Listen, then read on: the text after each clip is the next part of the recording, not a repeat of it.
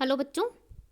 मैं आपको आज बीएससी थर्ड ईयर का प्रैक्टिकल एग्ज़ाम कैसे होगा और क्वेश्चंस आपके पास कैसे आएंगे, आपको क्या परफॉर्म करना है वो बता रही हूँ।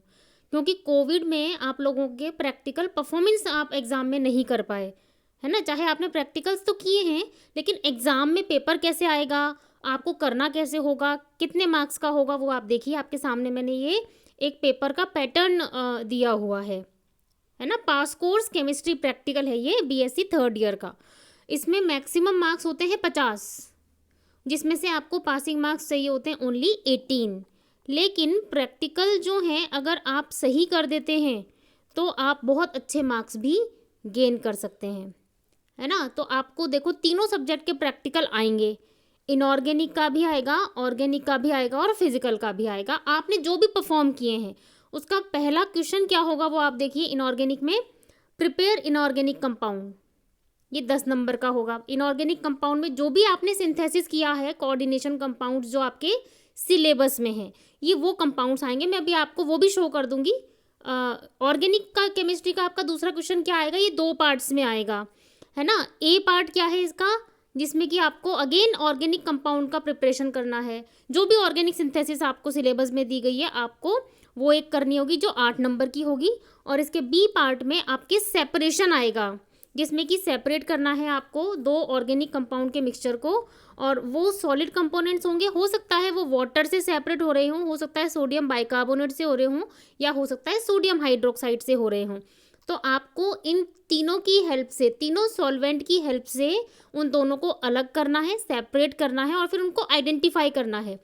जब सेपरेट हो जाते हैं तो आइडेंटिफिकेशन बच्चों बिल्कुल नॉर्मल वाला है, जैसे अपन करते हैं ना एलिमेंटल एनालिसिस के लिए लेसाने सॉल्यूशन का प्रिपरेशन, फिर नाइट्रोजन का टेस्ट, हेलोजन का टेस्ट, सारा जो है।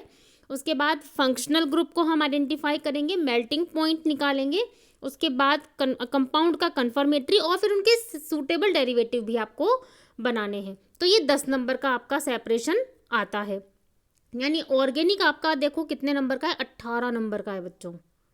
फिर फिजिकल में आपके कौन सा क्वेश्चन आ जाएगा, determine strength of given strong acid conductometrically using standard strong alkali solution. ये बच्चों आपका एक तरह से कंडक्टोमेट्रिक जो आपको दिया गया है, ये एक जैसे पेपर में जो ओपन होता है यूनिवर्सिटी के, मैंने वो पैटर्न दिया है। हो सकता है आपने जो फिजिकल का किया है वो यहाँ पर आपको दे दिया जाए एग्जाम में। तो ये एक आइडिया है कि फिजिकल का अगर क्वेश्चन आता है तो वो 12 नंबर का आएगा। इसके बाद वाइवा और फिर रिकॉर्ड। इस तरीके से आपका ये जो पेपर है वो टोटल 50 नंबर का होता है। आप एक बार इसको अच्छे से स्क्रीनशॉट ले लीजिए ताकि आप इसको समझ पाएँ। अब मैं आपको ये शो कर रही हूँ कि आपको इनऑर्गेनिक में कौन से सिंथेसिस, सेपरेशन में आपके क्या क्या हो सकते हैं, या फिर आपके फिजिकल में कौन से प्रैक्टिकल्स आ सकते हैं। ये देखो बच्चों, ये जो आपका इनऑर्गेनिक सिंथेसिस 10 नंबर का है ना, उसमें हो सकता है कि अकॉर्डिंग टू आपने जो भी प्रैक्टिकल किया उसके अकॉर्डिंग आपको पेपर में आए to prepare tetra amine copper 2 sulphate, जिसका मैंने आपको ये फॉर्मूला लिखा हुआ है। या हो सकता है to prepare bis dimethylglyoxime nickel, ये जिसका फॉर्मूला है। या हो सकता है to prepare trans potassium trioxalatochromate 3, ठीक है। या प्रिपरेशन ऑफ सोडियम ट्राईऑक्सिलेटोफेरेट, या cis potassium diaquadioxalatochromate 3 ion, या प्रिपेयर फेरिक हेक्सासाइनोफेरेट 3। मतलब ये वो सिंथेसिस हैं जो हमने किए हैं। हो सकता है आपने जो सिंथेसिस किए हों वो आपको उनमें से ऑप्शन दिया जाएगा। तो इनऑर्गेनिक के आपके ये वाले प्रैक्टिकल में से कोई एक सिंथेसिस एक बच्चे को करना होगा जिसके 10 मार्क्स होंगे। देखिए क्वेश्चन सेकंड ऑर्गेनिक सिंथेसिस है, जो अपना ए पार्ट है 8 नंबर वाला। उसमें आपके पास मैं ऑप्शन दे रही हूँ कि हो सकता है आपको मिल जाए प्रिपरेशन ऑफ पैरानाइट्रो एसिटेनिलाइड फ्रॉम एसिटेनिलाइड, या preparation of iodo from ethanol and acetone, या आपने जो की हो वो आपको मिल जाएगी ऑप्शन में। तो ये 8 नंबर का होगा। और इसका जो बी पार्ट था ऑर्गेनिक सेपरेशन, देखो separation and identification of organic compound by using sodium hydroxide as solvent. मतलब कि आपको पृथक्करण करना है और उनको पहचानना है 2 ऑर्गेनिक कंपाउंड्स को सोडियम हाइड्रोक्साइड विलायक यूज़ करके, या वाटर एज सॉल्वेंट यूज़ करके, या सोडियम बाइकार्बोनेट यूज़ करके। ऐसे वो क्वेश्चन आएगा। अब इसमें मिक्सचर आपको जो भी आपको दिया जाए वो अननोन होगा और आपको उन्हीं को सेपरेट करना है। फिर जो तीसरा क्वेश्चन है फिजिकल वाला, जो 12 नंबर का है, ये कंपाउंड का सेपरेशन और आइडेंटिफिकेशन हो गया 10 नंबर का। फिजिकल होगा आपका 12 नंबर का, जिसमें जैसे मैं आपको दे रही हूँ कौन कौन से आपको आ सकते हैं। Verify the beer-Lambert law for potassium permanganate and determine the concentration of unknown given solution of potassium permanganate using spectrophotometer, यानी कि आपको बियर-लैम्बर्ट लॉ पूछा गया है।